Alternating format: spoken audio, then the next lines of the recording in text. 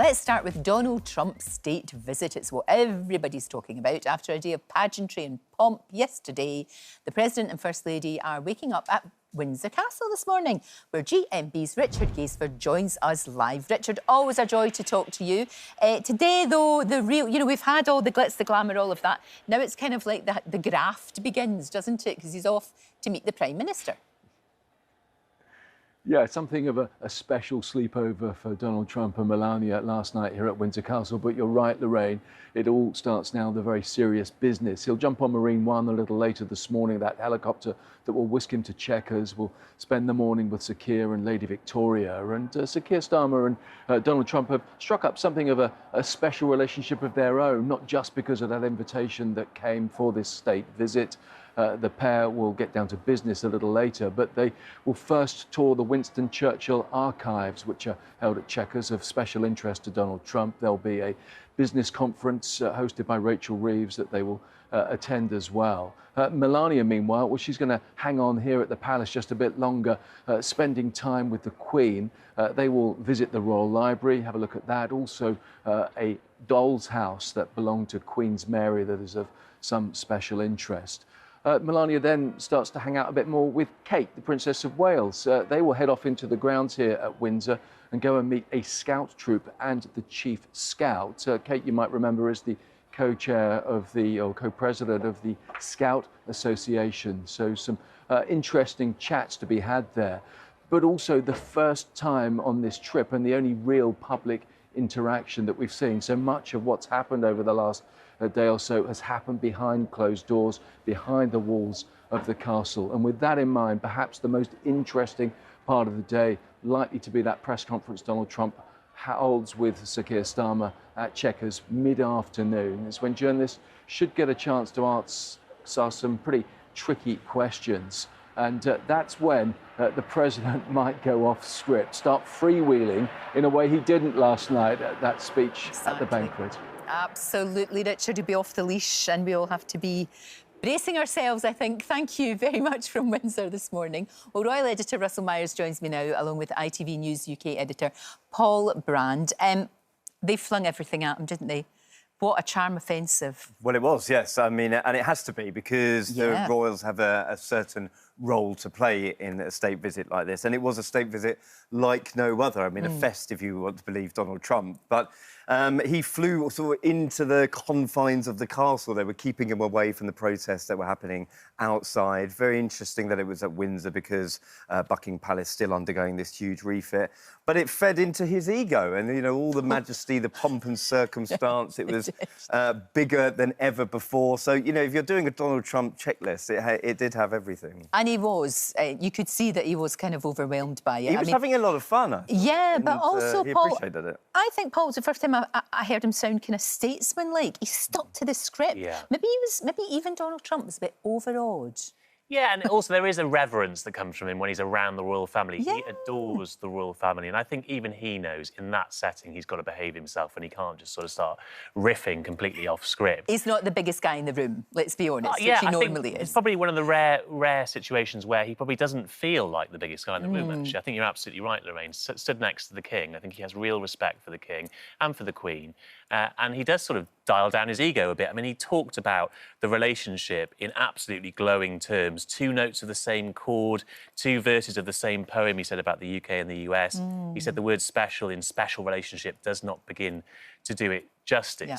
He couldn't resist having a few sort of brags about his own country at the same time, though, and sticking the knife into Joe Biden again, talking about how there was a very sick country a year ago in the US. Today, we've got the hottest country anywhere in the world, he said.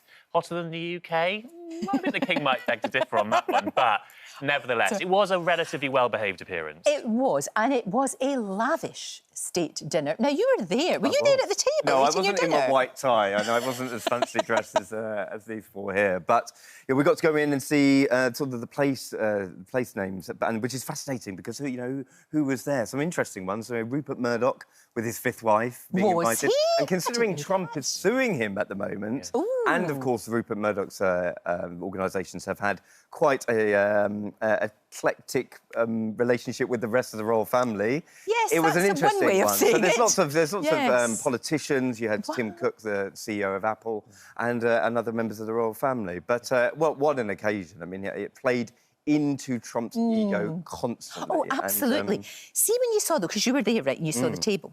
Now, when I've seen photos of it, which is as close as I will ever get, they do all look a bit scrunched up.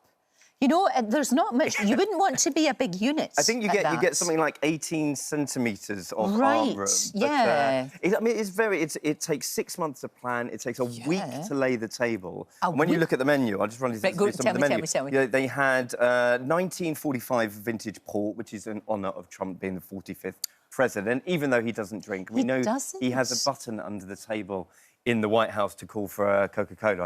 I didn't see him drinking any of that. No. They had a 1912 cognac as well, which was the year of his mother's birth. So all these intricacies are planned. Look at all that cutlery, Russell. Yeah, would you know what to do, Paul? I wouldn't. I wouldn't know which one to. Yeah, I don't know which one's even a use. fork or a spoon. I'm not sure. What are those top two? I don't know. I don't know myself, to be honest. I'd be just sitting there going, I don't know. Maybe just for tapping your I don't know glass what's if you want going to on. see. It's all very strange. It'll be so interesting today, though, won't it? Because, as Richard was saying, he's off the leash. You know, he was very controlled there, very respectful.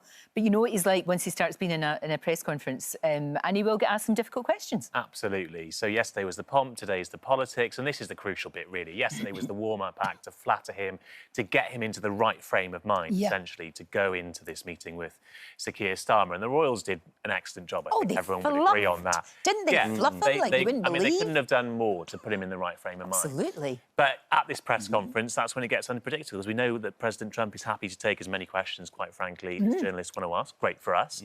Less great for Keir Starmer. What happens if Ukraine comes up, if Gaza comes up, if free speech comes up, if Nigel Farage comes up? You know that Donald Trump really likes Nigel Farage. Obviously, Sir Keir Starmer, not so much. So I think the absolute sort of capacity here for chaos is huge at this press conference. Yeah. And Keir Starmer won't be able to relax until that conference is over. No, this is really his moment, Keir Starmer, because he has to take advantage of the fact that, you know, there's Trump. He's all sort of done and presented to him on a plate sort of thing, thanks to the Royals.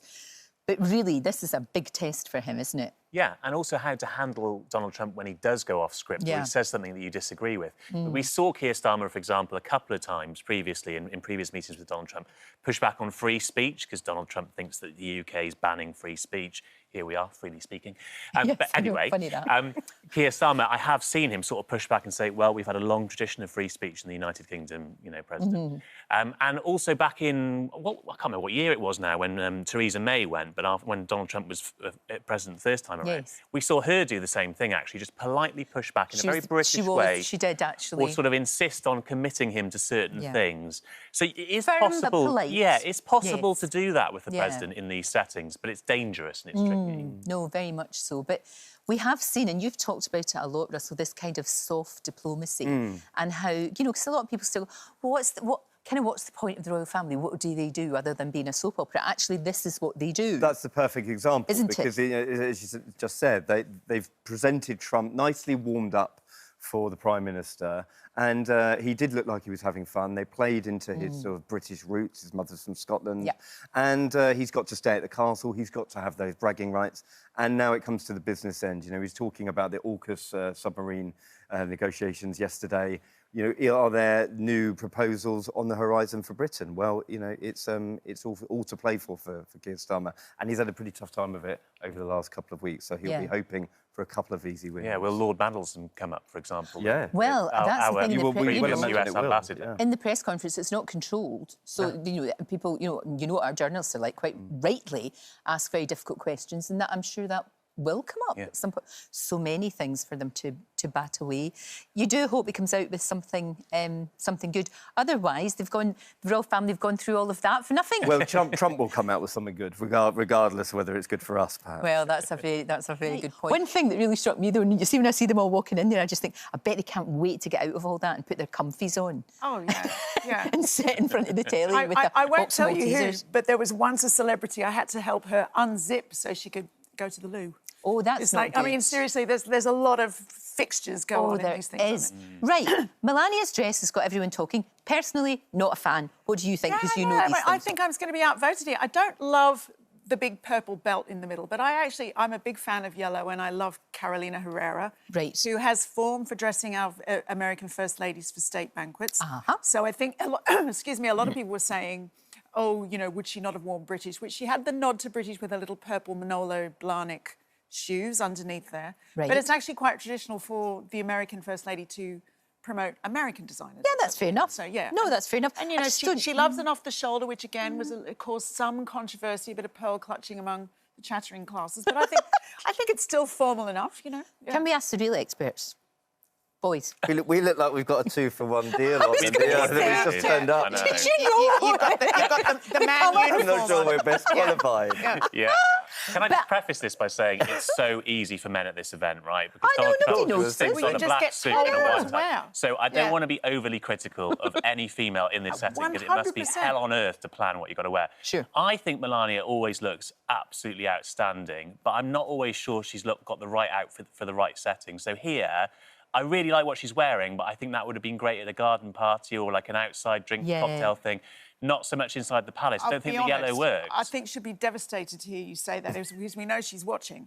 But Exactly. you know, I just think that. And Paul, it's... This visit is such She's a not big going to care deal what I for think, let's No, be honest. Paul, she is. And she She is. does She look would have amazing. been thinking about that She always, for months. no, she always looks great, but I just don't. I think that's just not brilliant when you compare it with Kate, who has got it absolutely right. because Catherine, she Princess of understands Wales. royalty. Exactly. Look at this woman.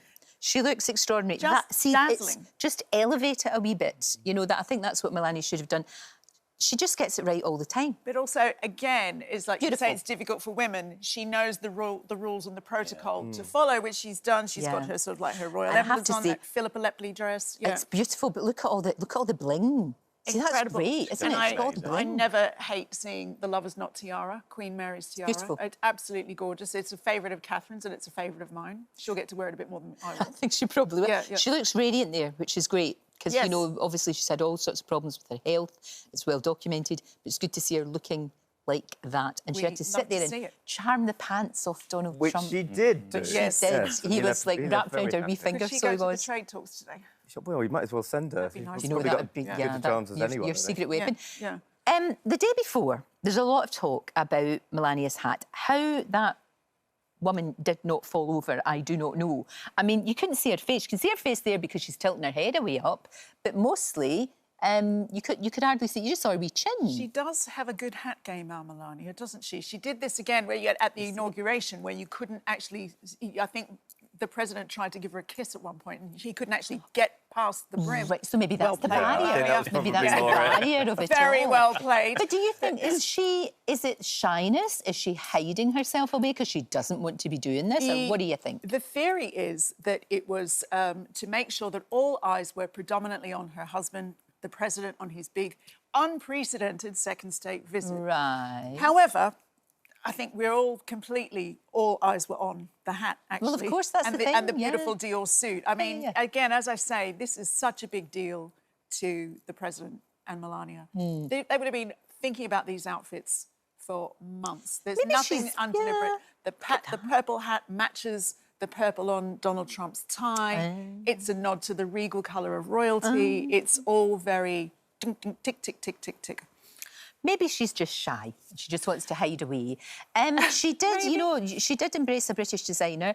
I personally, again, I take my hat off to the woman. My hat, if I wore one. She didn't fall down. Is this a new thing, Jo, the big, long raincoat Well, I that she mean, had on coming off the plane? I thought it's a bit overly long, isn't it? Not the cleverest for British weather. I haven't seen a lot of it around. I've sort of like keep hearing that more sort of like mini trenches are the thing. But this Burberry trench, it's obviously a statement. It's a little bit Inspector Gadget for me, as trenches are always often to... But look how sort of it's dragging on the steps there. Yeah, Right? it's- So I yeah. read that you can only wear these coats if you've got a chauffeur. Literally, that is kind of like the There's a lot of unspoken things rule. like that, Paul. Heels, the lot. It's like, yeah, because then you Yeah. can't drag it in puddles or whatever if you're running for the tube, right? Yeah. You couldn't wear that day to day in autumn no. London. I think could it's you? It would be ruined within an hour. It's a beautiful coat, but just definitely a turn it up stair bit. hazard. again, Kate looked fantastic. Really She had this coat on. She is so slender, though. You know, I mean, that's what she is been, anyway. really, but yeah. that's a coat. She'll have a dress under that. I think no, that is a dress coat from What's Amelia a dress coat? Is it? Wickstead, which she absolutely loves. That. Right. Is that me? Is that George Clooney again? Honestly. I'm so glad it's you. He just won't leave me alone. I don't think it is. You and me? No, I'm on airplane mode. I always put my phone on airplane mode. How very strange. But anyway, yeah, so, you know, the Beautiful. ultimate in power dressing. She loves a dress coat, and a dress coat loves her, as we can see. Beautiful, beautiful woman. She is the secret weapon of the royal family, isn't she, Russell? Yeah, and it's just that slender, but she looks healthy and well. Aye. And, you know, seeing her out and about over the last couple of days, Thank goodness she's back to her best, almost. Fantastic. Thank you all. Thank you. Let's see what happens today, Paul. Yeah. Be interesting, won't it? Be really interesting. Be fascinating. Yeah, you betcha. Well, that's a wrap for this video. We hope you enjoyed it. We have all the best moments from the show right here on the channel. And if you like this video, then we think you'll love this one. See you next time.